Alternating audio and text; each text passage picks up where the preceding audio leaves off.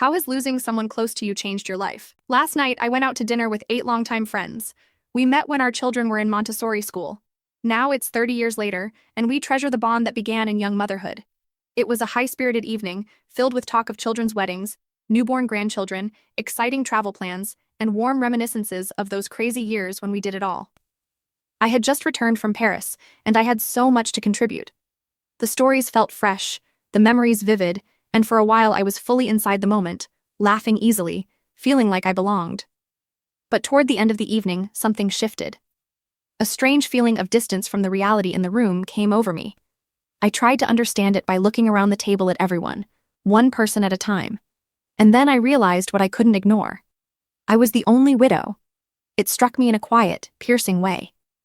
Considering the many losses of friends and family we had all experienced over recent years, it felt unusual that in this one defining way, I was alone. No one detected the heightened consciousness that suddenly lived inside me and became my lens for the rest of the meal. I kept joining the conversation without missing a beat. By then, we were choosing desserts, talking as if life was still simple enough to be sweet.